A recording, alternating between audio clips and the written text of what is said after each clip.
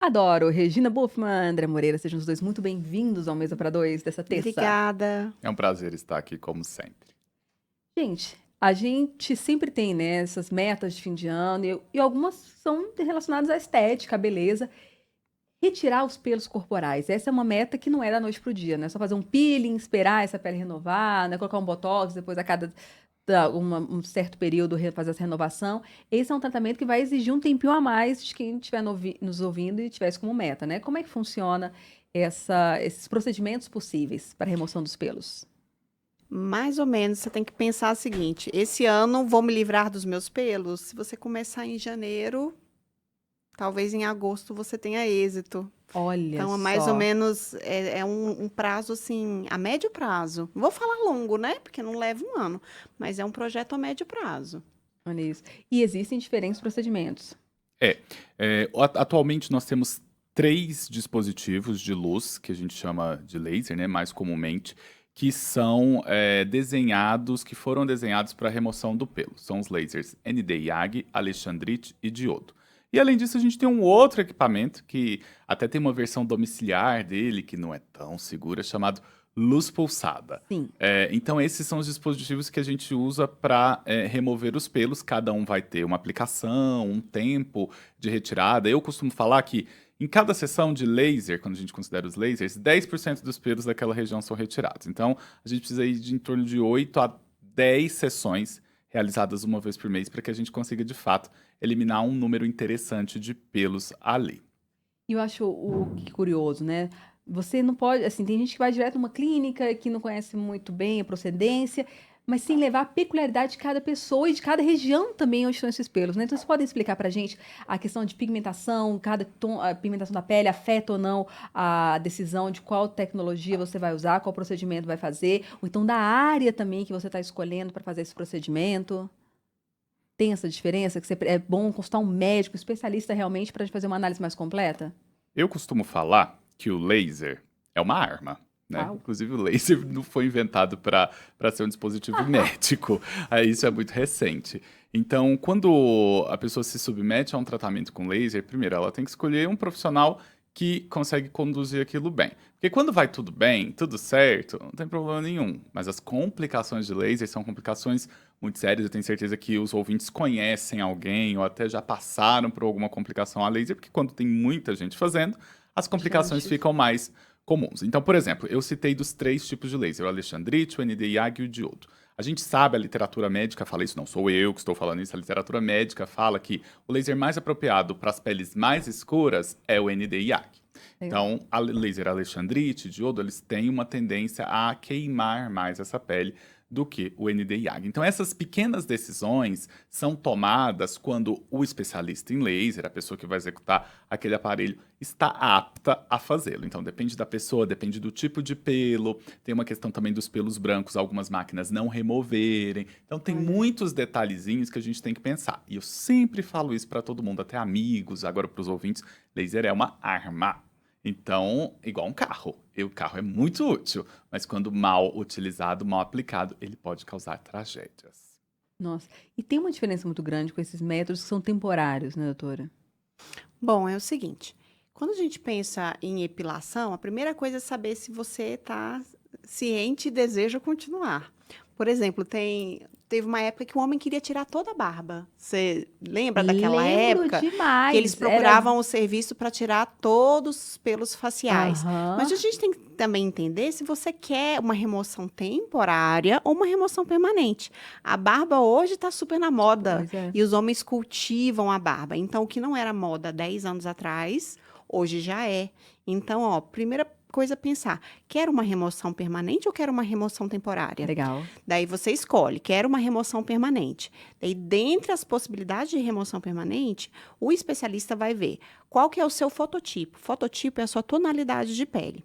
Bom, essa paciente tem uma tonalidade mais clara, então esse laser seria mais indicado. Esse paciente tem um fototipo mais alto, tem mais pigmento na pele. A gente escolhe outro tipo de laser para esse paciente. E o número de sessões, ele é variável conforme a característica do pelo de cada um. Se a pessoa tem um pelo mais fino, um pelo mais grosso, se os pelos são todos da mesma coloração, porque tem gente que tem muito pelinho branco também, então tem essas variações. E outras coisas que a gente tem que pensar em depilação também, a pessoa está fazendo depilação a laser, mas está tomando, por exemplo, um hormônio que estimula o crescimento dos pelos. Daí é um trabalho inglório. Daí fala, poxa, mas a minha depilação não está funcionando. Mas você está usando uma testosterona para ganhar massa muscular? Você está usando um minoxidil para ficar mais cabeludinho, crescer o cabelo? Olha, Então, a gente tem que saber esses detalhes também, sabe? que legal, que bacana. E nesses de remoção temporária, né? Eles também têm uma série de cuidados que vocês, como dermatologistas, devem ter enfrentado, desde queimaduras, reações alérgicas, esses cremes. Apesar de não ser tão definitivo, não ser tão invasivo, eles também têm uma série de cuidados que precisam ser. Na verdade, todo método depilatório a gente precisa ter cuidado. Exato. Desde a gilete simples, que a gente tem lá no banheiro, que é um segundinho a gente resolve, até as ceras em casas de depilações e até o laser. Então, assim, tem toda uma jornada. Sabe, a primeira coisa que a gente vai pensar, sabe aquela gilete que tá lá no banheiro? Tá desde quando? Desde o ano passado e já tá errado, porque a chance de você ter uma foliculite, de você ter uma infecção na área, uma irritação local é imensa. Então, gente, meninas e meninos, gilete não faz aniversário no banheiro. Sensacional. Vamos trocar com uma periodicidade essa lâmina. Tem que jogar fora, meu bem, que dali foi feito para ser descartável. É lâmina descartável. E só para esclarecer uma coisa, o que a gente chama de método temporário é lâmina, maquininha, gilete, né? Que é a marca, cera. Então, isso, pra gente, é temporário. Qualquer dispositivo de luz, a gente já considera definitivo. Porque é muito comum as pessoas falarem, meus pelos voltaram. Não, na verdade, eles não voltaram. Aqueles que ainda estão ali, eles só não foram destruídos. E mas é o que eu coisa... destruí, está destruído E para não... todo sempre. Linda, isso que a Regina falou. Nunca vai zerar. Porque, graças a Deus, nós estamos vivos. Enquanto tem a um gente está ciclo. vivo, a gente vai criar pelinhos novos. É. Então, assim, doutora, quando que meu tratamento vai ficar 100% zerado para sempre? Se Deus quiser, vai demorar um tempo, porque a gente está vivo. Então, assim, nunca Pelo vai vai zerar. surgir. Então vamos lá, você falou agosto, 8 a 10 sessões. Então terminei ali, eu já estou satisfeita. Quanto tempo depois eu tenho que voltar que Aí normalmente? a gente faz uma manutenção. Que é- Porque nasce um pelinho ou outro, e daí a gente faz uma manutenção periódica, a depender de cada paciente. Se for um paciente que tem muito pelo, a gente aperta a cada 3 meses, ou até a cada 6 meses, 1 ano, depende de cada pessoa. Eu acho que a melhor resposta é essa, depende. Porque também não adianta É. a gente ficar expondo aquela pessoa a muita energia, porque o laser é uma energia. É uma energia, Se eu né? tenho pouco pelo ali, então o custo-benefício vai ser muito ruim, porque eu tenho um risco de complicação e eu não tenho tanto pelo assim para ser destruído. Então essa fala da Regina é muito importante. A principal palavra é depende, mas todo método com laser, com luz, é um método definitivo, que é temporário, é aquele método que não destrói, não mata o laser. Mas se você fez uma sessão de laser, um grupo de pelos ali já foi destruído.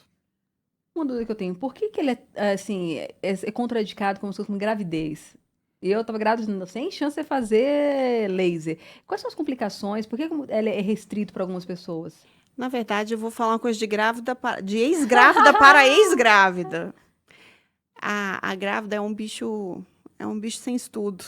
Perfeito. Exato. É um bicho Questão sem ética, estudo. ninguém a vai gente não ficar sabe. testando. Sabe quando que vai ter uma liberação para fazer laser em grávida? Jamais. Nunca. Ninguém vai ficar Porque testando, ninguém né? nunca vai submeter uma grávida a uma corte de pesquisa. É antiético.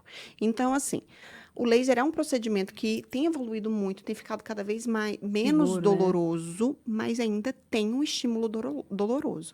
A gente não submete grávida a estímulo doloroso. Já basta. Não, já basta o peso da gravidez, né, amiga? Você lembra como é que é? Eu também lembro. bem. Então, a gente não faz a grávida sentir dor, porque assim, e a dor é relativa, você concorda comigo? Sim. Porque assim, para mim pode ser só um choquinho, para você pode sentir aquilo como uma super dor e pode até desencadear um parto contração ou parto precoce. Então, Uou. deixa a bichinha, a grávida ser feliz.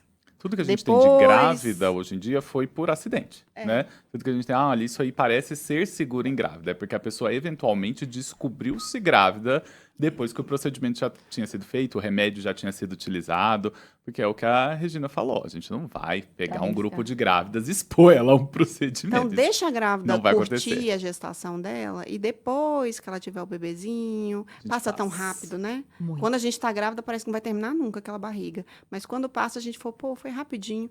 Aí a gente cuida dos pelos com segurança. E a cabeça da grávida também é uma coisa louca. A gente pensa, nossa, será que isso vai fazer mal? Será que vai fazer mal pro meu bebê? Então, deixa a grávida em paz. Depois qualquer curtir o método momento, depois. depois a gente dá um jeitinho. Vou falar em depois quais são os cuidados no pós-tratamento, assim, que é para evitar mancha, evitar qualquer tipo de irritação no local. Depende muito do que você fez. Eu Legal. costumo falar para os meus pacientes. Imagina que eu fiz um dano na sua pele. Acabei de fazer um dano. O laser é um dano. Às vezes não aparece muito, mas lá embaixo eu joguei uma energia muito alta. Eu queimei seu pelo lá dentro. Então, qualquer coisa que você faça que prejudique a cicatrização normal da sua pele lá dentro, pode te trazer um prejuízo. Então, tomar sol, fazer outros tipos de procedimentos, usar algumas roupas muito apertadas, porque o pessoal hoje gosta de usar, né, uma roupa de academia que é quase embalado a vácuo. Então, assim, tudo isso pode prejudicar. E, obviamente, antes, isso é muito importante dizer, porque às vezes o paciente chega, antes evitar métodos que arrancam o pelo. Porque eu preciso da raizinha do pelo ali, inclusive no intervalo entre as sessões, para que o laser ache o alvo, que o alvo ou é o vaso que nutre essa raiz, ou a própria raiz do pelo. Então a gente não pode arrancar aquele pelo para fazer a sessão. Nossa Senhora. E também esses cremes depilatórios, é a mesma questão, né? Creme depilatório, ou então essas lâmpadas, eles também têm um cuidado, né? Você não vai passar o negócio... vai Creme passar depilatório eu acho péssimo. Por quê, Péssimo, doutora? amiga, é temeroso o creme depilatório. Espero que doutora nenhum Regina? creme depilatório patrocine este programa. Olha só, sem conflitos de interesse, literalmente, né? Mas é péssimo, gente. Imagina uma substância química ao ponto de Olha. derreter um pelo. Número 1, que o cheiro é péssimo. Número 2, que a possibilidade de irritação por dermatite de contato alérgico é grande. Gente, não. Então, olha, tem coisa troque a sua. melhor. Se você quer, troca, é melhor deixar essa lâmina lá no É seu melhor, banheiro, mas eu trocando, acho, como ela falou, não é. deixa fazer aniversário do que inventar de passar esses. Cera, cremes. vamos lá, cera, mulherada gosta de cera. E pra gente, né, que, vou fazer uma depilação a cera. Eu já fiz muito tempo, quando eu era mais jovem. Dói pra caramba. Deus me livre. Tem risco de cera quente, risco de queimadura. E uma coisa que dá muito a longo prazo é flacidez. Principalmente aquela puxada boa, assim, pá! Em genitália, é que ele contribui muito para a flacidez de genitália a longo prazo. Que dica legal. Então, assim, não fica lisinho, fica satisfatório, assim, tudo o de uma resultado imediato. vez. Mas tem que lembrar que a longo prazo, aquelas puxadas sucessivas, principalmente em genitália, é péssimo para a flacidez. Deixa eu só fazer um adendo para a Vamos gente não lá. precisar acionar os advogados, né? Porque até a empresa do creme depilatório ouvir aqui. Creme depilatório, gente, assim como qualquer o produto, ou a maioria dos produtos cosméticos, eles são testados, Sim. fazem um teste de segurança antes de serem lançados. Porém, assim como a Gillette, assim como a cera, e assim como outros métodos, outros produtos que a gente aplica sobre a pele, ele pode causar uma irritação.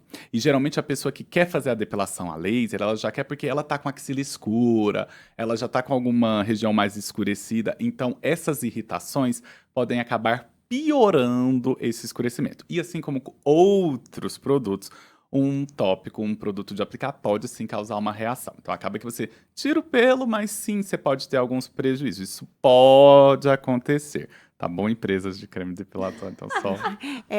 Não briguem com a gente, é porque é a opinião da Regina, assim, É, da Regina não é da pessoa... rádio, né?